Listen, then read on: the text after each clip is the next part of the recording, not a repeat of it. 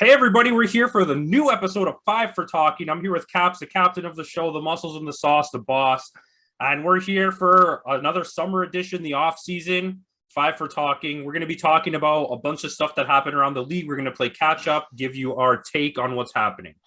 So I think we should start off talking about the trade. I mean, I'm sure it's looming over everyone's head. This has probably been talked about a lot, but I feel like we want to weigh in on this situation.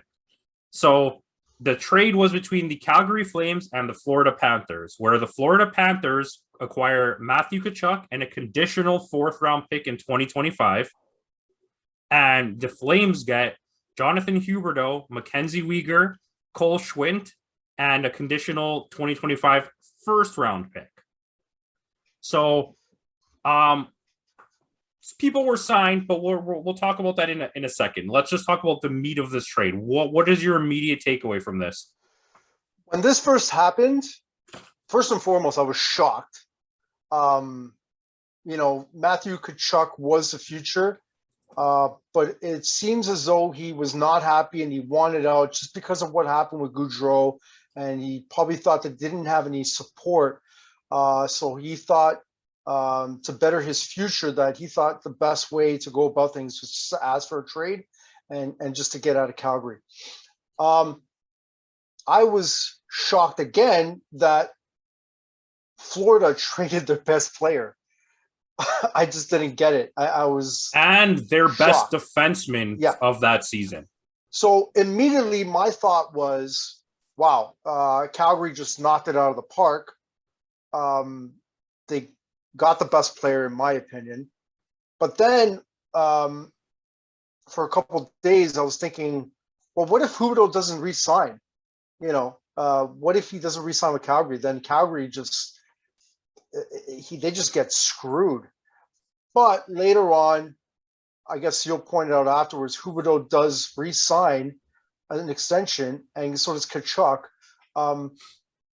But I think Calgary gets the better of the two, in my opinion. So I see this trade as Florida being really scared that someone was going to scoop in and steal Huberdeau. I also think they felt the same way about Mackenzie Weegar. They're both free agents next season. I believe Mackenzie is restricted. But either way, the trade to me felt like a lopsided win for Calgary, especially if they were able to get a re-sign negotiation happening. Florida immediately re-signed Matthew Tkachuk. Yeah. So I'll just say that now. That was 8 years, 9.5 per season. So, I mean, but in this situation, if all you got for $9.5 million as Calgary was Matthew Tkachuk, I feel like you lose here because they ended up making their signings and whatever. We'll get to that in a second. And I think it's going to work out better for them in the way they're going to spend. But Florida now has locked up Tkachuk. He's a good player. He has a really high upside. He does not have a good attitude. He is kind of a halfway good leader, because I feel like he does have good leadership qualities. He's a rough guy. He's willing to dig. But I don't know. He's definitely not as good as Huberdeau. Huberdeau is a very good player. I guess the question we should be asking is, did Florida really have to make this trade? I don't think so. And I really think now that we know what's happened, looking at it immediately, I said Florida lost. But then when you brought up a good point, like what if this happens? What if this happens? And yeah, Calgary could have potentially lost big time here, especially because they don't have Gaudreau already, and they still had to re-sign Mangiapane. But now that we know everything today, Calgary killed it. This trade is absolutely blown out of the water. I don't even understand Florida's logic of doing this. So I know you have stats. But before we do that, so you paid $9.5 million for 8 years of oh my gosh, I forgot his name, Matthew Tkachuk. Mm-hmm. And then you signed Huberdeau for 8 years for $84 million. So that's just over $10 million. So to me, it's like I feel like Huberdeau is a $10 million player. and he's going to be at least for the next 5 to 6 years. You might have to suck up 2 or 3 years on that contract, but either way. And then well, you want to just talk about them first before I? No, I mean, like you pretty much said everything. Like Huberdeau had a record-setting season last year at 115 points. I'm just I'm so shocked that Florida traded away their best player. He's had 3 fantastic years in a row. Yeah, and I mean, I guess the only difference is like Huberdeau is he's 29 years old, and Matthew Tkachuk is 24 years old. Matthew Tkachuk had 104 points last season. I guess, like you said, there is a lot of upside there, but the thing is that Florida got to the second round. They got swept by the Tampa Bay Lightning. They had a record-setting season. And for me, it was really the first time that team was together and really made a push for it. I would immediately think that they would have given it another shot, and, not really break up that core because they really had a good team. And, I think they put themselves in a weird situation. I think they panicked. I think they just panicked, and I think they just did something. To me, with this trade, like I said, Tkachuk is a really good player, high upside, yada yada. He's more physical. He doesn't maybe have the raw skill of Huberdeau, but Huberdeau spent most of the season playing on the second unit, where Tkachuk for the last 2 or 3 seasons has been on the first line. Yep. With playing with Gaudreau, who's a huge reason that he got a lot of points, among other players, Lindholm.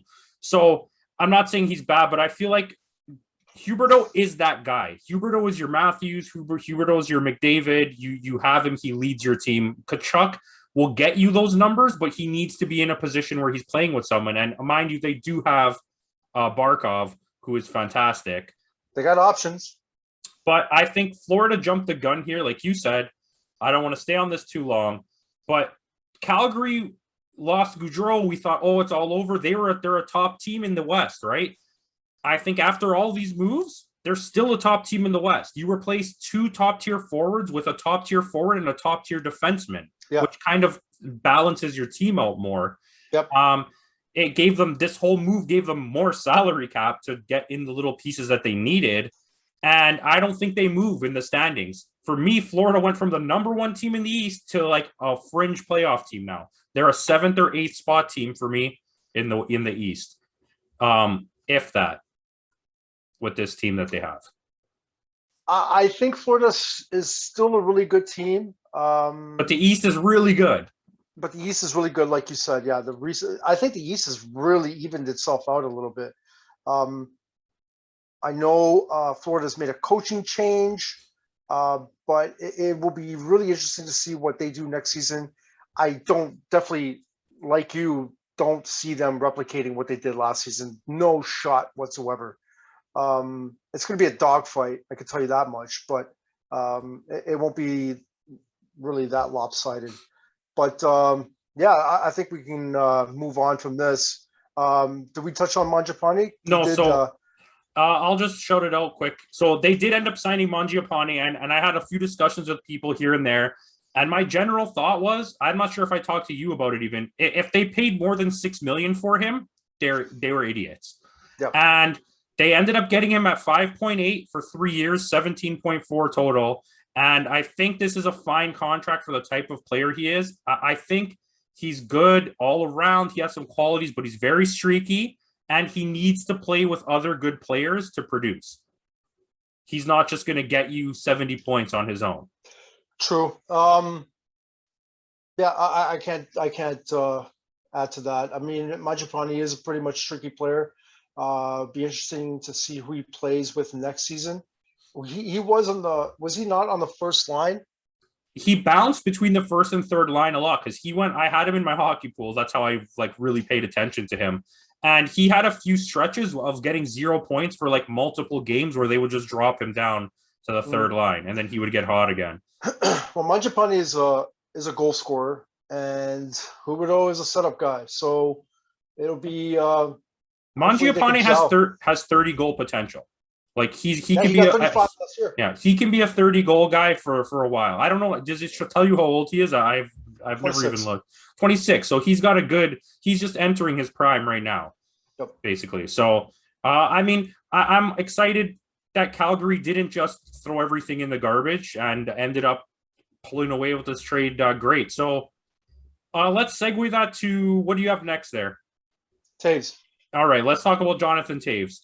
So he made a comment about how he didn't really trust the 5-year plan that Chicago currently has. He's not interested in being there for a rebuild. Unfortunately, his contract, especially considering the type of player he is absolutely ridiculous. So that's kind of what do you think about that scenario in general? Jonathan Toews has won 3 cups with the team. 3 cups. And he makes about $10 million, correct? Yeah, a little bit over 10, I believe. How much term is left in that contract? I think there's one more season after this year. I could look it up right now. I'm pretty sure it's one more. I could definitely say, Calgary is going to have to bite the bullet and use them for one more year, and then Chicago. Sorry, you said Calgary, Chicago. Did I say Calgary? Oh, yeah. My fault. Chicago will have to bite the bullet and use them for one more year, and then they can really go for the rebuild, because they're definitely not going to buy him out. Yeah, no. This coming year is the last year. Okay. They might trade him away for a rental at the end of the season for whoever wants to make a push for the playoffs. I could definitely see Chicago retaining salary, because there's no way that any team is going to take on. And it won't affect them. It won't affect them to hold it for this specific one season. So I don't see anybody making an offer to Jonathan Toews, something that he would probably like. I don't think anybody's going to make more than a $5 million per season offer to Jonathan. And I don't Toews think he deserves forward. more than that. I'm sorry to say that, but his play is kind of tapered off in the last little bit. So it's really not his decision. No, and I think you're exactly right on saying that. It's not his decision, but I do think Chicago is going in a new direction. And if I'm them, and next year I have to re-sign him and Kane, which they will, I'm definitely going to keep Kane, and I'm not going to re-sign Toews.